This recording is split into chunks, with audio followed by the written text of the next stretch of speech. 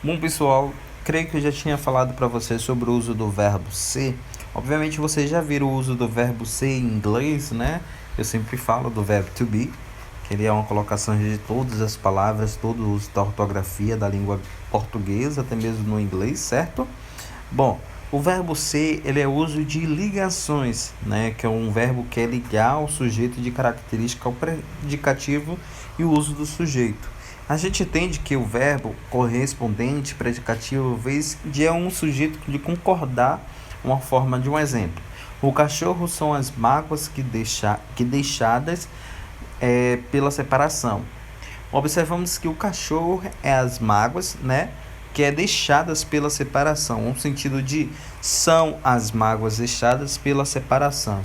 Então a gente dá uma forma bem concretizada aí do sentido da palavra dessa frase, né? Que é o uso principal nesta colocação.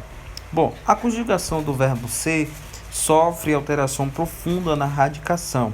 O que a gente pode entender isso? Num verbo irregular anômalo, né? O modo indicativo, que é o presente eu, tu, ele, nós, vós, eles, né? Que é sou, és, somos, sois, são.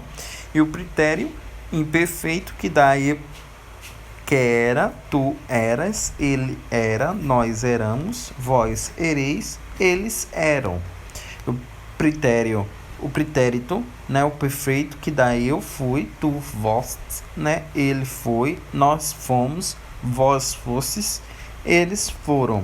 O pretérito mais que perfeito, a gente dá entendimento do uso fora, foras, fora, foramos, foreis, foram, sereis, serás, será, seremos, sereis, serão.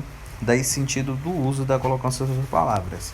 O modo subjuntivo, né, que é a forma sejas, seja, né, sejais, sejam, fosse, fosses, fossemos, vocês, né, o futuro que for, forei, for, né, formos, fordes, né, daí sentido das palavras do subjuntivo. O modo imperativo do verbo ser, né, que dá essas construções de tu, vós, nós, vocês, vós, né? O negativo que dá sejas tuis, né? Não sejas, não sejamos, não sejais e não sejam. O infinitivo que a gente entende também a forma do por ser, por seres, por ser, né? Por sermos, por serdes, né? E por serem. A gente dá essa construção do uso da colocação da palavra do verbo ser. Bom, a concordância do verbo ser é um pronome pessoais que a gente dá. Os complicados são eles. É uma forma de exemplos de uma colocação do português. O verbo ser concorda com o sujeito quando ela é uma pessoa. A gente tem um exemplo. O prefeito era a esperança da cidade.